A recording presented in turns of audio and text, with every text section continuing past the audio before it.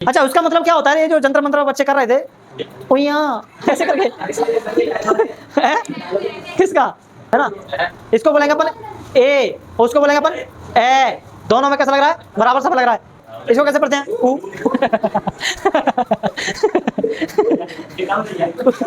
ऊ करने का मौका मिल गया है क्लास में। ऊ। छोटिया बड़ा पढ़ना आता कि नहीं आता? पढ़ के सुनाओ। क्या पढ़ाना पड़ रहा है मुझे 12th क्लास में? छोटिया बढ़िया पढ़ाने पड़ रहे हैं? इनकी जरूरत नहीं है। तो मुझे यही बता दो कि इनमें से दीर्घ स्वर कौन से हैं और लघु स्वर कौन से हैं? तो बताओ जरा, इनके पक्ष में कौन कौन है? हाथ ऊपर करो, हाथ ऊपर करो कि ये सही लिखे हैं। नालायक हो। गूगल पर सर्च करके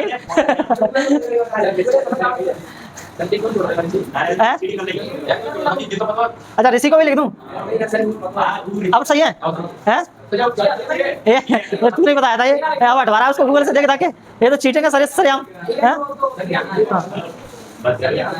चलो हटा दी। अब मुझे बताओ क्यों हटाई? अब गूगल को पूछो क्यों हटाई? गूगल ने ये तो बता दिया कि चलो ये लघु स्वर नहीं है। अब उससे पूछो क्यों? अब उससे पूछो क्यों नहीं है? Twinkle twinkle little star, how I wonder what you are, है ना? रघुपति राघव राजा राम, पतित पावन सीताराम। ये जो पंक्तियां हैं, हम इनको इतनी आसानी से कैसे गा लेते हैं? क्या कारण है इनका? अगला बताओ मेरे को, इसमें कितनी होंगी? दुख में कितनी होंगी? दुख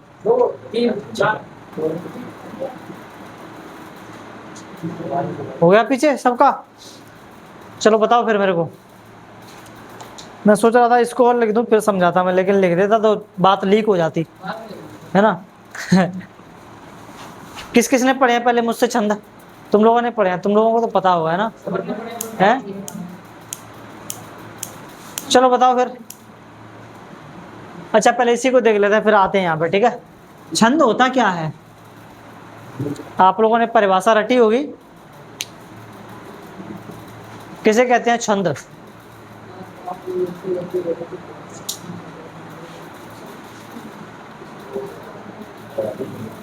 twinkle twinkle little star, how I wonder what you are, है ना?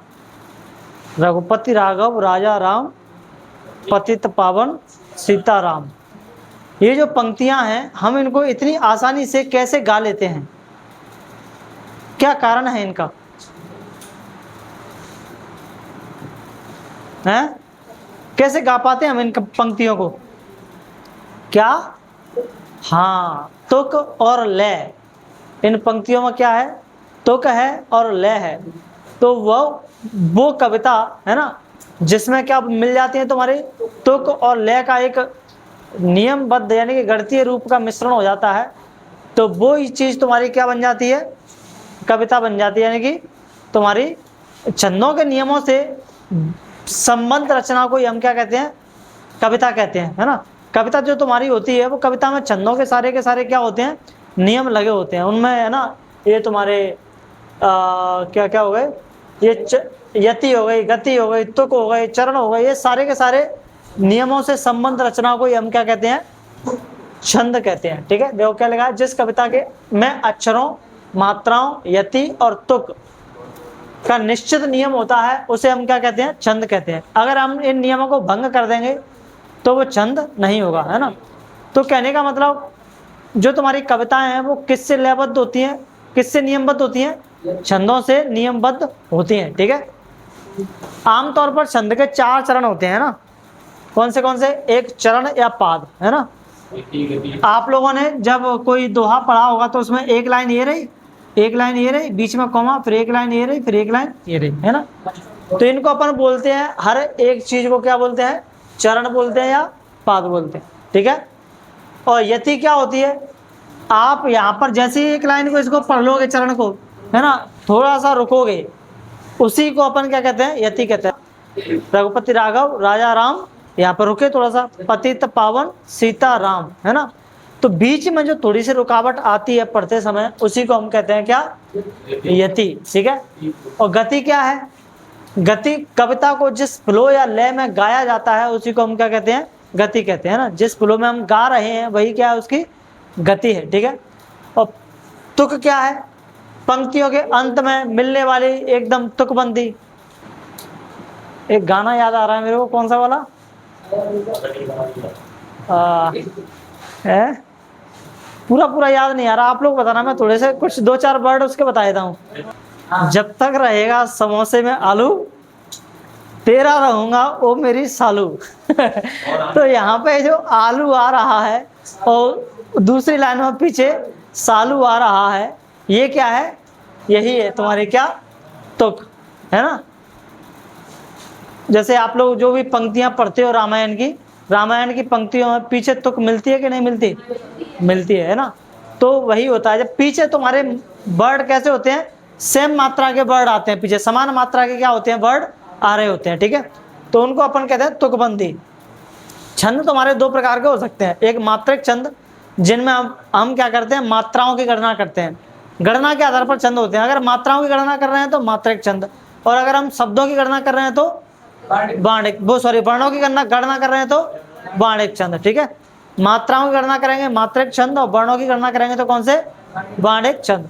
मात्रिक छंद में तुम्हारे दोहा हो गए, चौपाई हो गए, सोरठा हो गए, ठीक है। और बाणिक छंद में तुम्हारे कवित्त, सवाइयाँ, रुबाइयाँ वगैरह ये सब किस में आती है? तुम्हारे बाणिक छंदों में आती हैं, ठीक है। अब 2 मूल चिन्ह होते हैं जिनकी अपन मात्रा गणना करते हैं, तब अपन लगाते हैं। लघु स्वर के लिए अपन ये वाला चिन्ह लगाते हैं, डंडा एक, और दीर्घ स्वर के लिए अपन ये वाला चिन्ह लगाते हैं। इसका मतलब है 1 मात्रा है, और इसका मतलब है कितनी? 2 मात्रा। अगर ऐसा चिन्ह बना है मतलब 2 मात्रा है, और एक डंडा बना है मतलब कितनी मात्रा है? 1 मात्रा है।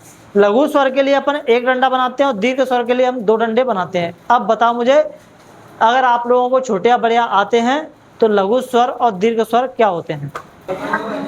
इनकी जरूरत नहीं है,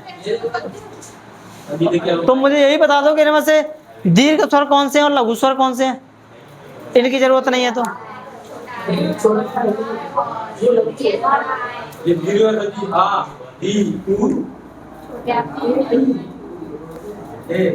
लघु स्वर बताना जरा कौन कौन से इनमें से, क्योंकि तू रहने दे। हाँ बता, कौन है होशियार? चंद भाई बता दे मेरे को, इनमें से लघु स्वर बताओ कौन से होते हैं, ठीक है। और आ, ई, कौन सी? ये वाली की ये वाली, ये वाली, और ये वाला ऊ, और ये, और ये ओ, छोटा ओ नहीं है, और बाकी सब दीर्घ स्वर हो गए है ना। बड़ा आ, बड़ी ई, और ये बड़ा ए, मैंने दोनों एक जैसे बनाती है। तो बताओ जरा इनके पक्ष में कौन कौन है? हाथ ऊपर करो, हाथ ऊपर करो कि ये सही लिखे हैं। वो कह रहा था इच्छाधारी, ये तो पते हैं तो बताना ये सही लिखे हैं गलत लिखे हैं? ये बता के ये सही लिखे हैं क्या? लघु स्वर ये क्या सही लिखे हैं? और कोई इच्छाधारी?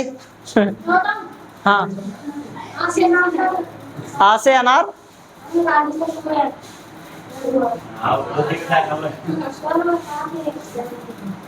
अब वो तो मैं स्वर व्यंजन नहीं पूछ रहा हूँ नालायक, मैं इनमें से पूछ रहा हूँ ये जो लिखे हैं इनमें से लघु स्वर कौन से हैं और दीर्घ स्वर कौन से हैं?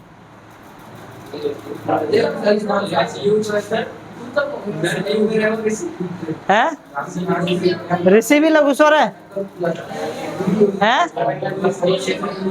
ऋषि लघु स्वर है?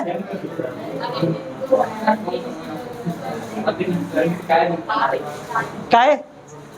अभी तो कह रहा था इनको क्या पढ़ाने की जरूरत है?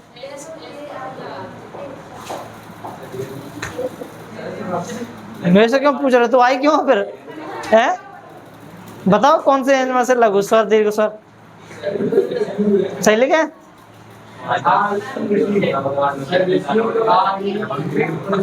नालायक हो गूगल पर सर्च करके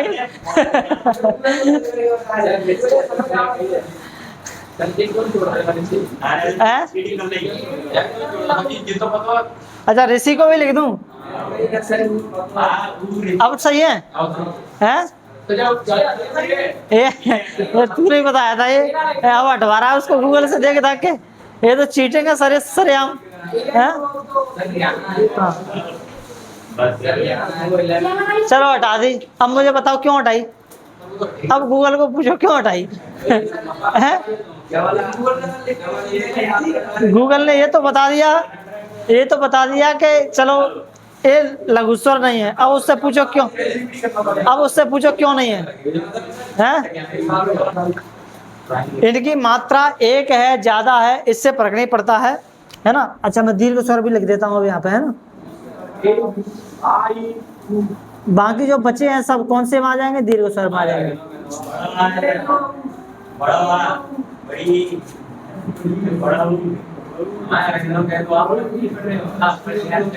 ठीक है, ये सब आएंगे तुम्हारे किस में? दीर्घ स्वर में, है ना। अब इनको लघु स्वर में क्यों रखा गया है? क्योंकि जब इनको आप पढ़ने बैठोगे, छोटिया बड़ा पढ़ना आता है कि नहीं आता? पढ़ के सुनो।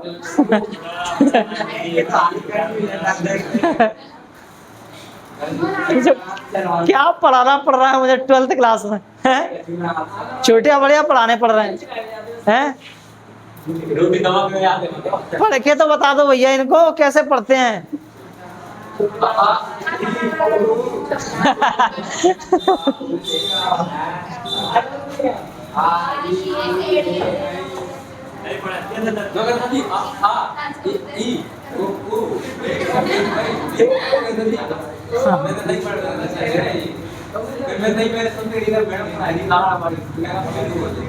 देखो अगर इन दोनों को पढ़ोगे, देखो आ को पढ़ोगे और इस आ को पढ़ोगे। इस आ को कैसे पढ़ते हैं? आ। इस आ को कैसे पढ़ते हैं? आ, है ना। समय किस में ज्यादा लग रहा है? इसमें, इसीलिए दीर्घ स्वर है। ठीक है, इसको कैसे पढ़ते हैं? ई। इसको कैसे पढ़ते हैं? ई। समय किस में ज्यादा लग रहा है? बड़ी ई में। इसमें ज्यादा लग रहा है इसलिए बड़ी हो गई। ठीक है, इसको कैसे पढ़ते हैं? ऊ।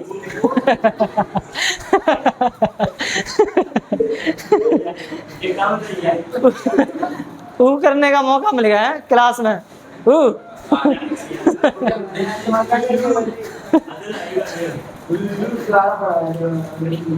मजा आ रहा है पढ़ने में। तो कैसे पढ़ेंगे इसको? कैसे पढ़ेंगे? ऊ। फिर इसको कैसे पढ़ेंगे? ऊ, है ना। तो इसमें टाइम ज्यादा लग रहा है। अब ऋषि को तो वो तो लघु स्वर में ही है। इनको पढ़ के बताओ तो मैं मानू कोई। इन दोनों में पढ़ के बताओ जरा। ए आई।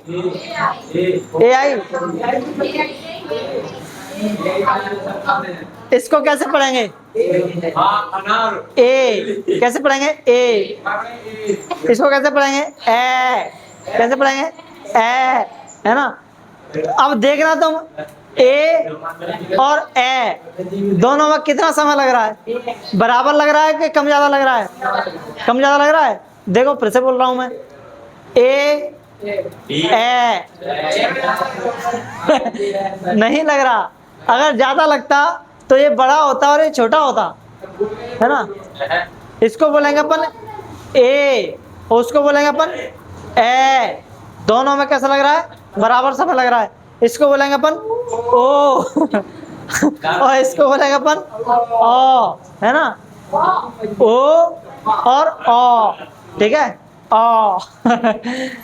तो दोनों में कैसा समय लग रहा है? बराबर समय लग रहा है। इसीलिए कैसे स्वर है?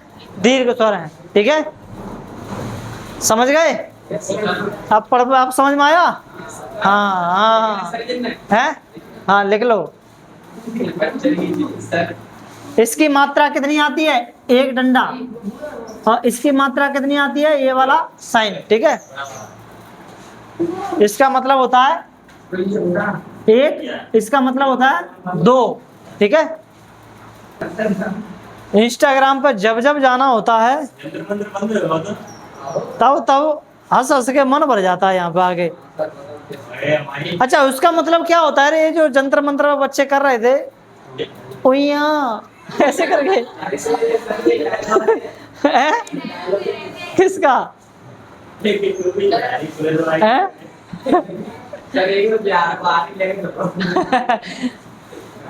लड़कियां करें पुलिस वालों से, सर सर अंकल अंकल, ओ यहाँ।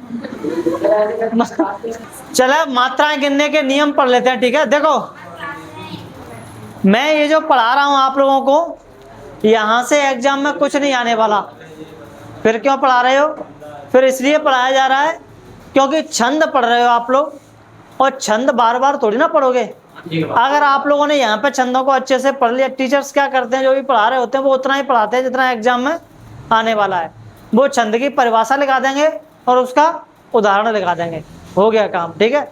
लेकिन अगर आप लोग ऐसे पढ़ के जाओगे तो 12th क्लास के बाद जब आप कॉम्पिटिटिव एग्जाम्स में जाओगे, वहां आपको यही छंद वापस से फिर पढ़ने पड़ेंगे। क्यों? क्योंकि वहां पर मात्राएं गिनने के लिए आती हैं, छंद पहचानने के लिए आता है, मात्राओं के गिनने के आधार पर, वर्णों के गिनने के आधार पर, है ना। अगर आप लोगों को मात्राएं गिनना नहीं आती, वर्ण गिनना नहीं आते, तो फिर आप लोग छंद कैसे पहचानोगे कि ये कौन सा छंद है ना। वो तो एग्जाम्पल दे देता है, एक लाइन लिख के दे देगा और आप लोगों से पूछ लेगा बताओ ये कौन सा छंद है ना। वहां पर ना कुछ परिभाषा होगी ना कुछ होगा। आप लोगों को उसकी पहचान कैसे करनी होगी कि इस पर कितनी मात्राएं हैं, है ना। एक आध की अच्छे से बजा दूंगा मैं, ध्यान रखना,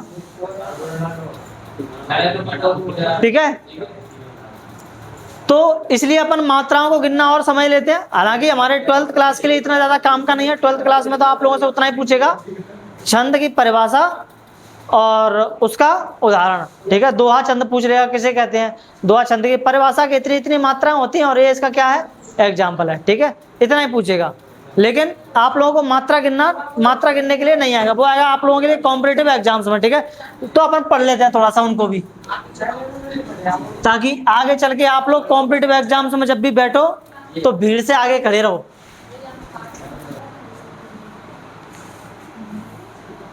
इस्तीफा तो ले लिया, लेकिन इस्तीफा से कुछ होना जाना है नहीं। वो एक सिंबॉलिक जीत तो जरूर हो जाएगी कि चलो स्टूडेंटों ने प्रोटेस्ट किया और हमें क्या मिल गया, रेजिग्नेशन मिल गया है।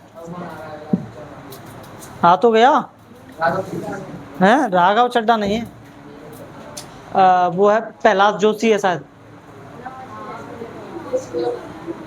प्रहलाद है, हाँ प्रहलाद जोशी है नया शिक्षा मंत्री। कल हो तो गया अपॉइंट।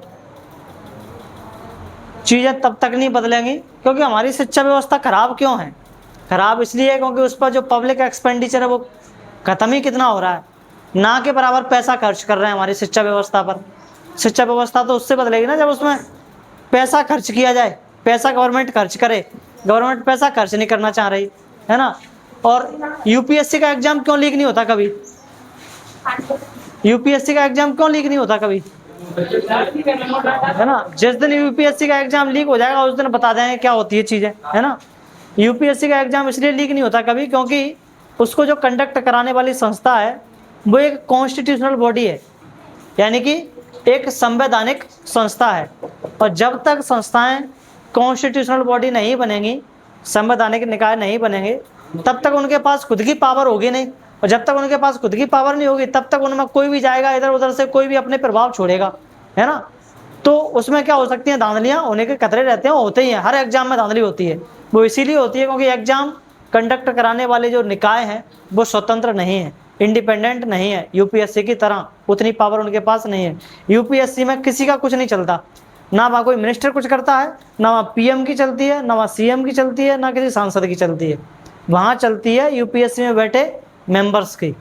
और इनमें क्या होता है, ये जो कंडक्ट करा रहे हैं इनमें मंत्री लेवल की ही सिफारिश काम कर जाती है क्योंकि उन्होंने बिठा रखे हैं अपने चिले चपाटे। वो जैसा कहते हैं वैसा काम उनमें हो जाता है। तो जब तक पब्लिक एक्सपेंडिचर नहीं बढ़ेगा शिक्षा पर, जो जीडीपी का खर्च है, अनुपात है, वो नहीं बढ़ाया जाएगा, और जब तक एक कॉन्स्टिट्यूशनल बॉडी नहीं बनाया जाएगा यूपीएससी की तरह, और जब तक एनटीए जैसी संस्थाओं को, प्रोडक्ट संस्थाओं को नहीं हटाया जाएगा, तब तक कुछ नहीं हो सकता इनका।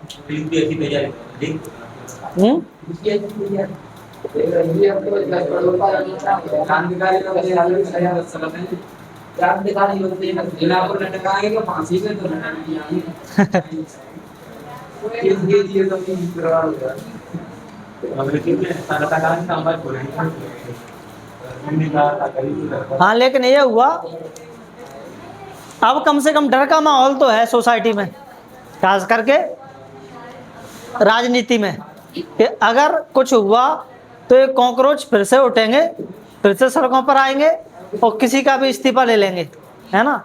इतना दम तो है अब कॉकरोचेस में, है। हाँ, है? सबके होंगे धीरे धीरे, जो भी धांधलियां कर रहे हैं। पता नहीं क्या मांग रखी है कांग्रेस जनता पार्टी ने। एक तो वो 1 करोड़ रुपया दे दिया जाएगा उनको, चलो ठीक है। 14 मरे हैं, 20 मरे हैं, 20-21 मरे हैं, 20 मरे हैं, हाँ 20-21 ऐसे कुछ, 14 नहीं, 14 से ज्यादा, 20-21 है। और दूसरी बात, हाँ पुलिस वालों जो, हाँ वो जाएंगे सारे के सारे पुलिस वाले।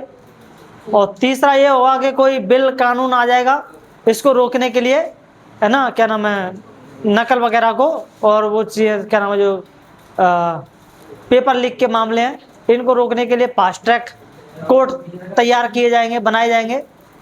लेकिन ऐसा तो गवर्नमेंट पहले भी कर चुकी है, पहले भी एक लॉ लेकर के आई थी, लेकिन कुछ नहीं हुआ। अब की बार फिर ले आएगी एक बिल, एक लॉ बन जाएगा, फिर से लॉलीपॉप पकड़ा देंगे जनता को, लो, है ना, कर लो। और आगे 2-4 साल बाद फिर से वही कांड होंगे, है ना, पेपर लीक के मामले हैं। हाँ, हाँ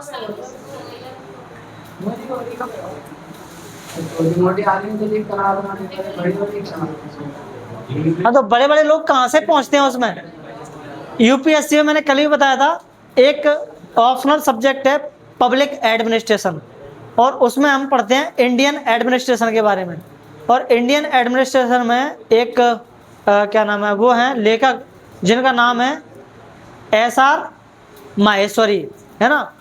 वो अपनी किताब में कई बार उन्होंने लिखा है इन कमेटियों के बारे में, कि जो भी संस्थाएं बनती हैं, एनटीए जैसी संस्थाएं बनती हैं, इनको बनाने के लिए एक समिति बनाई जाती है। पहले वो समिति क्या करती है, स्टडी करती है, उसमें जो लोग होते हैं, है ना, उन लोगों के भी दोस्त होंगे, है ना। हो सकता है वो दोस्त अपना इंटरेस्ट इनके ऊपर छोड़ दें, समिति बनाने वालों के ऊपर, के ऐसा ऐसा इनमें लूप होल छोड़ दो, ताकि बैकडोर एंट्री का दरवाजा क्या हो जाए, खुल जाए, है ना। तुम बनाओ, संस्था बनाओ, लेकिन कुछ ना कुछ इसमें लूप होल छोड़ दो, ताकि पीछे से हम आकर के इसमें घुस जाए और आकर के अपना आराम से काम करें, है ना, पेपर लीक जैसे मामले करवाएं। तो ऐसी चीजें होती हैं। ये चीजें तभी सुधरेंगी जब यूपीएससी जैसी बॉडी बनेगी, एग्जाम कंडक्ट कराने वाली। देखो जरा बताओ मेरे को, इसमें कितनी मात्राएं हैं? कमल 3 मात्राएं, क्योंकि ये भी लघु स्वर है, ये भी लघु स्वर है, मतलब इन पे भी तीनों पर लघु स्वर की मात्रा है, इसलिए कितनी मात्राएं होंगी टोटल? 3। क्यों, तुम आप लोग इसको लिखोगे तो कैसे लिखोगे, का प्लस आ, है ना, प्लस मा प्लस आ प्लस ला प्लस आ, है ना। अब इन दोनों से मिलकर के तुम्हारा बना क्या, ये वाला का, है ना। तो मात्रा तो इसकी आएगी ना, इस पे आधे वर्णों की कोई मात्रा नहीं होती है ना, स्वरों की मात्रा होती है। तो आ की मात्रा, आ की मात्रा, आ की मात्रा, टोटल कितनी मात्राएं हो गई, 1, 2 और 3 मात्रा है, ठीक है। तो जो लघु स्वर, जिन पर लघु स्वर होते हैं, लघु स्वरों की मात्राएं होती हैं, उनकी एक एक मात्रा क्या होती है, गिनी जाती है, ठीक है। जरा बताओ मेरे को, इसमें कितनी मात्राएं होंगी? सुमन 4 होंगी, 3 होंगी ना, क्यों, छोटे की, छोटा हो तो लघु स्वर है ना, 1 1 1 3 ही तो होंगी, 4 कैसे हो जाएंगे? देख बड़ा हुआ है, बड़ा हुआ है?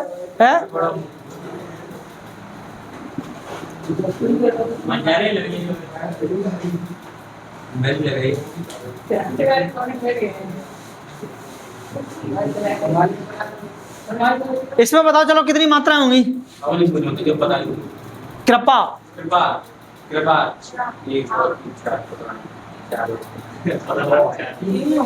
देखो जरा नियम पढ़ो और बताओ मेरे को अच्छे से। क्या क्या कैसे? हाँ, कितनी देखो, एक मात्रा इसकी होगी, दो मात्रा किसकी होंगी? इसकी। नीचे लगा इसमें ऋषि का रा, उसकी कोई मात्रा नहीं होती, एक मात्रा होती है उसकी, है ना, ऋषि की एक मात्रा होती है ना। तो एक मात्रा इसकी हो गई और एक मात्रा, दो मात्रा इसकी हो गई, तो क्या आया तुम्हारा? तीन मात्राएं, ठीक है। उसके बाद बताओ जरा मेरे को, इसमें कितनी मात्राएं होंगी? दीपक बता, दीपक कितनी होंगी? कैसे कैसे? तीन किसकी? इसकी एक एक इनकी और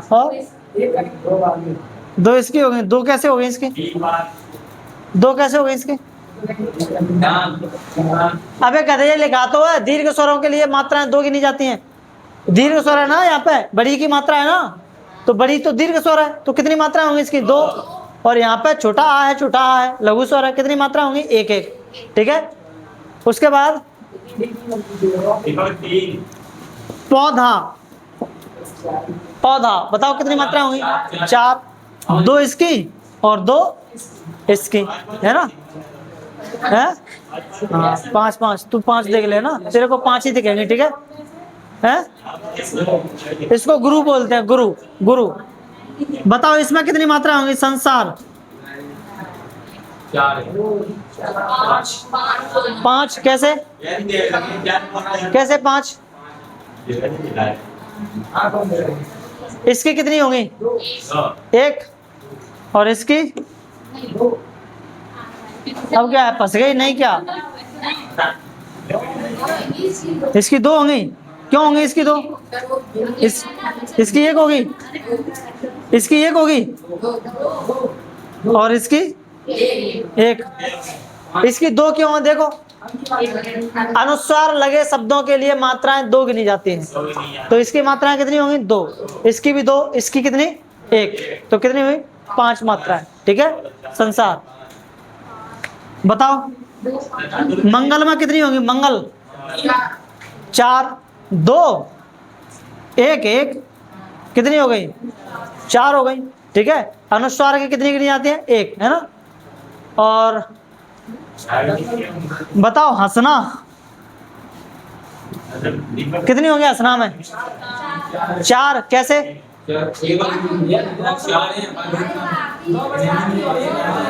दो इसकी, एक इसकी, एक इसकी, और अंक इसकी नहीं होगी कुछ भी। देखो, चंद्र बिंदु लगे मात्रा पर कोई प्रभाव नहीं पड़ता, है ना। अनुनासिक लगे शब्दों की मात्रा पर कोई प्रभाव नहीं पड़ता, ठीक है। तो कितनी होंगी? चार होंगी, ठीक है। आंख, आंख में कितनी होंगी? तीन। क्या कह रहा है रागिनी? रागिनी कोई है तेरी? है? कैसे याद आ रही है रागिनी की? है? कितनी होंगी इसकी? नागिनी नहीं, रागिनी का दे। दो, एक और दो, कितनी होंगी? पांच, ठीक है। बता दीजिए अपनी रागिनी को, ठीक है।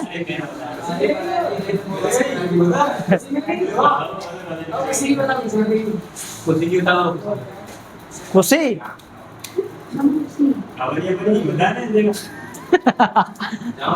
नाम तो पता चली गई। खुशी किसने बता बोला था? हैं? किसने बोला था? हैं? खुशी में कितनी होंगी? एक और दो, ठीक है। हाँ ठीक है। और कोई बता रहा है?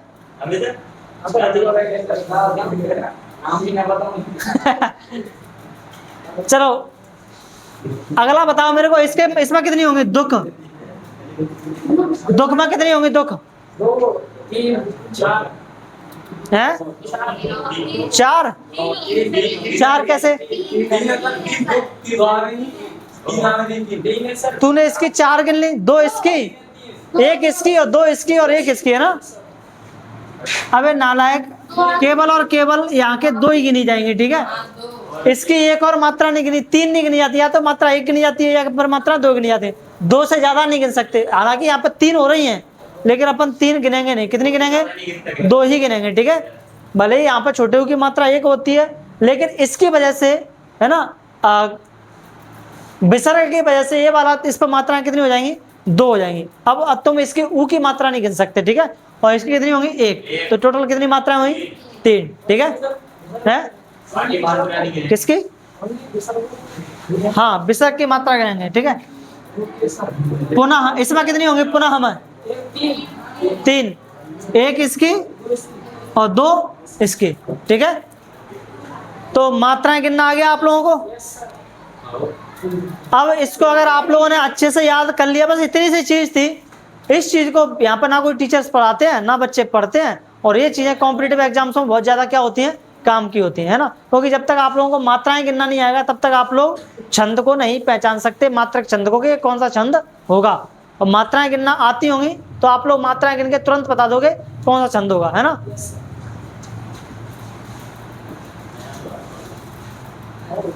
चलो इसके बताओ मेरे को, सत्य में कितनी है? सत्य, सत्य देख लो ताकि आएगी या नहीं। मैंने यहाँ पर नियम लिखा नहीं है। आधा अक्षर संयुक्त व्यंजन से ठीक पहले वाला वर्ण गुरु हो जाता है ना, यानी कि आधे अक्षर से ठीक पहले वाला वर्ण क्या हो जाता है? गुरु। तो जो आप लोगों को इस पे 1 मात्रा लग रही है वो 1 नहीं होगी, इस आधे की वजह से कितनी हो जाएंगी? 2, और इसकी 1, तो कितनी होगी तुम्हारी? 3। लेकिन इसमें बताओ मेरे को क्या होगा? क्या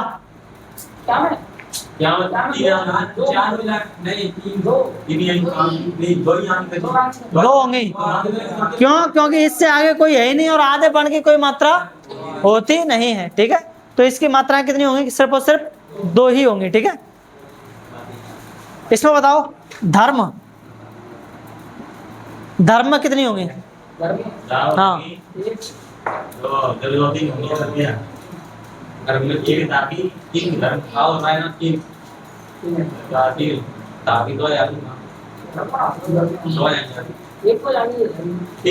एक इसकी, एक इसकी। देखो ऐसे लिखेंगे धर्म,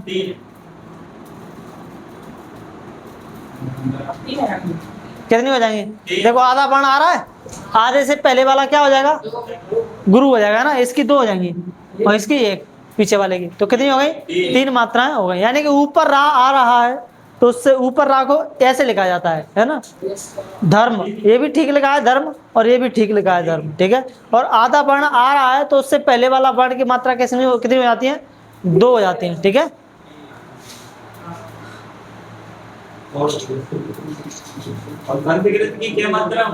हैं? गिनो संस्कृत में कितनी होगी?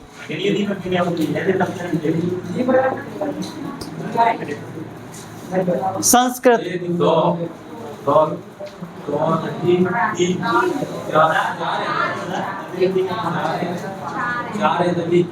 देखो 2 तो इसकी हो गई, ठीक है। सा की 2 नहीं होगी? हाँ, 2 इसकी हो गई, ठीक है। और ये तुम्हारा आधा वर्ण आ रहा है तो इसको तुम 3 तो गिन नहीं सकते, है ना। संस्कृत, लेकिन यहाँ पे नीचे इसकी कितनी है? 1, मुझे लगता है 4 होंगी इसमें। एक बार कंफर्म करते हैं कितनी होनी चाहिए। हाँ, 4 या 5 है। देखो 4 भी है, 5 भी है। अगर विशेष नियम लगाएंगे तो 5 हो जाएंगी। वैसे मात्राएं कितनी है? 4 ही है, ठीक है। संस पे 2 हो गए, संस पे 2 हो गए, ठीक है। सं की 2, और ये लगा ना सिक्र, इसकी 1 ही है, ठीक है। और इसकी कितनी है? 1। लेकिन कुछ और विशेष नियम अप्लाई करोगे तो यहाँ पर मात्रा कितनी हो सकती है? 5 भी हो सकती है। लेकिन हम लोगों ने मात्राएं सही काउंट करी थी, कितनी है? 4 है, ठीक है। वो 4 है, कितनी? 4 है। अब तो तुम ऐसे वर्ड ढूंढ के लाएंगे। अंग्रेजी, इसकी कितनी होगी? 2, और इसकी कितनी रहेंगी तुम्हारी? 2, और इसकी भी 2, 6 हो जाएंगे, ठीक है। अब यहाँ पे एक्स्ट्रा वर्ड आ रहा है तो उसकी मात्रा 3 थोड़ी ना कर देंगे अपन, है ना। क्योंकि रा यहाँ पे लगा है तो यहाँ पे ऑलरेडी 2 मात्रा लग चुकी है। अब इस पर अपन 3 नहीं लगा सकते, ठीक है। तो इसकी कितनी होंगी? 6 होंगी, है। अब देखो हम लोगों ने छंद पढ़ने का पूरा बैकग्राउंड बना लिया है, ठीक है। अब हमें वो पढ़ना है जो आप लोग हमेशा से पढ़ते आए हो, छंद और छंद की परिभाषा, उसका उदाहरण, ठीक है।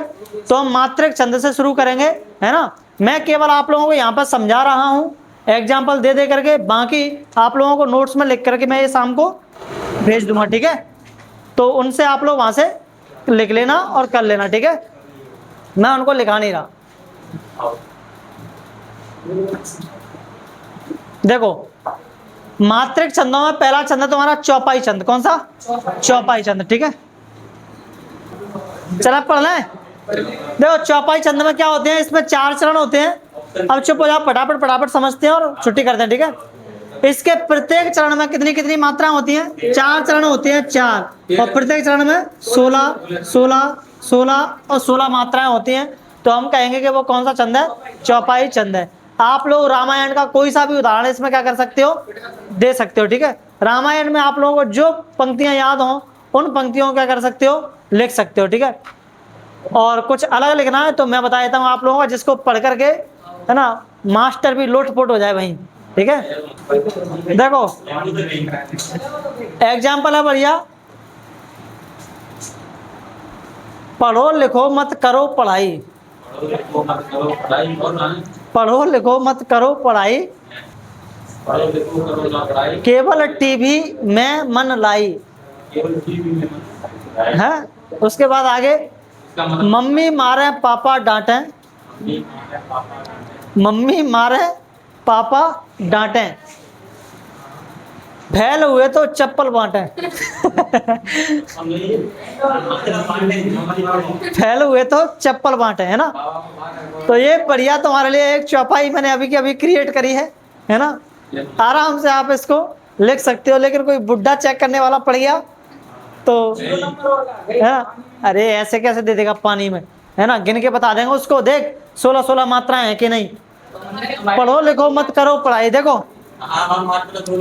पढ़ो लिखो मत करो पढ़ाई है। उसे क्या चाहिए? चौपाई चाहिए ना। चौपाई में 16 16 मात्राएं होती हैं। हम कुछ भी एग्जाम्पल लेंगे, तेनू की है कॉपी चेक करा लेंगे। 1 2 1 2 1 1 1 2 1 2 और 2। गिनो जरा कितनी हो रही हैं? 2 2 4 5 6 7 8 9 10 11 12 13 14 15 16, वही 16 है ना। तो हर एक तुम्हारे उसमें चरण में कितनी कितनी मात्राएं होती हैं? 16 16 मात्राएं होती हैं, ठीक है। उसको हम क्या कहते हैं? चौपाई छंद। एक और बताऊं, सुबह उठते ही रील्स चलावें, लाइक कमेंट में दिन बितावें, दिन बितावें है ना, लाइक कमेंट में दिन बितावें, पढ़ाई लिखाई सब छूटी जाई, पढ़ाई लिखाई सब छूटी जाई। अंतिम पंक्ति है, मम्मी बेलन लेके आई है। जल्दी याद हो जाएंगे तुम लोगों को, है ना। तो एक ऐसा फनी एग्जाम्पल मैं आप लोगों के लिए नोट्स में डाल दूंगा, ठीक है।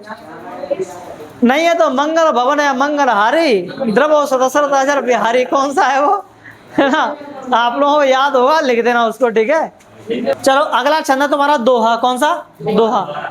दोहा छंद में क्या होता है? दोहा में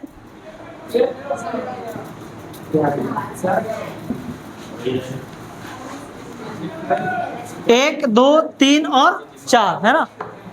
दोहा में ये अर्ध सममात्रिक छंद है ना। कैसा है? अर्ध सममात्रिक छंद है। और इसके विषम चरणों में, विषम चरणों का मतलब वन थर्ड में, ये तुम्हारा वन हो गया और ये तुम्हारा थर्ड हो गया। 13 13 मात्राएं होती हैं। और इसके सम चरणों में कितनी मात्राएं होती हैं? 11 11 मात्राएं होती हैं, यानी कि दूसरे और चौथे में, ठीक है। 11 11 मात्राएं होती हैं। तो ये हो गया तुम्हारा दोहा छंद, है ना। एग्जाम्पल देना है तो, बड़ा हुआ तो क्या हुआ, जैसे पेड़ खजूर, पंक्ति को छाया नहीं, फल लागे अति दूर। ये बढ़िया एग्जाम्पल हो गया आप लोगों के लिए साहित्यिक दुनिया से, है ना। और कुछ फनी टाइप का देना है तो फिर दे दो बढ़िया, तेरी यादों के बिना कटता नहीं है दिन, सूना लागे यह जहां कैसे जीव तेरे बिन ठीक है। मास्टर जी जब पढ़ावई हमका निंदिया आई, है ना ये बढ़िया है। पीछे बैठ के बेंच पर समोसा खाया जाए। ठीक है।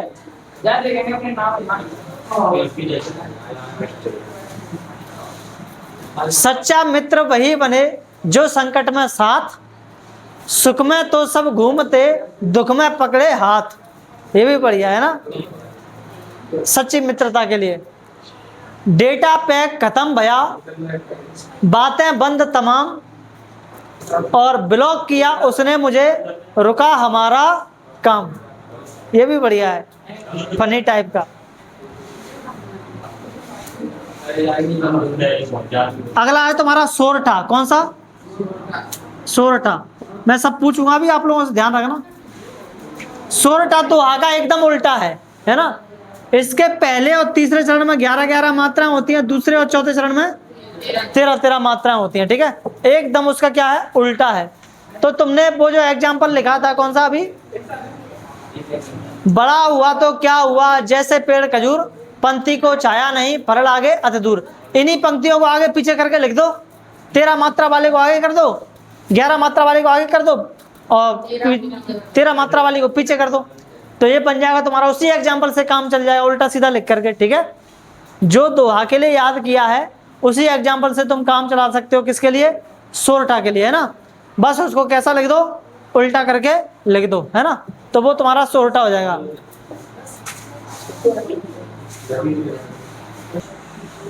देखो ये लिख सकते हो, इसमें फनी एग्जाम्पल बढ़िया। पेपर आया कठिन, दिमाग गोल हो गया, ताके अगल बगल, ऐसे करके ताके अगल बगल सब डिब्बा गोल हो गया। आ जाए सोरठा तो ये लिख देना। ठीक है, अगला है तुम्हारा रोला छंद। कौन सा? रोला, है ना। रोला में क्या होता है, प्रत्येक चरण में 24 मात्राएं होती हैं और 11-13 पर यति होती है ना। रोला प्रत्येक चरण में कितनी कितनी मात्राएं होती हैं? 24, यानी कि इसमें भी तुम्हारी 24 मात्राएं होंगी और इसमें भी तुम्हारी कितनी मात्राएं होंगी? 24, यानी कि पूरी लाइन में 24, है ना। और यति कितने पर होती है? 11 और 13 पर। ठीक है, 11 और 13 पर क्या होती है? इसमें यति होती है, यानी कि विराम होता है। ठीक है, नीलांबर परिधान, हरित तट पर पट पर सुंदर है, सूर्य चंद्र युग मुकुट, मेखला रत्नाकार है ना। ये लिख सकते हो आप लोग। या फिर ये लिख सकते हो, जीतो जहां अधर्म, धर्म की जय गाते हो, भारत के तुम वीर, परम गौरव पाते हो। ठीक है, ये कुछ अच्छे एग्जाम्पल से लिख सकते हो। फनी एग्जाम्पल्स में लिखना है कुछ। तो सोते हैं दिन रात, काम ना कोई करते, डांटे डांटे सुने जब घर में, कोने में जा बैठते। तो कोने में जाकर के बैठ जाते हैं, है? हाँ, अभी चंद रह गए हैं बहुत सारे, है ना। वाणिक चंद रह गए हैं अभी।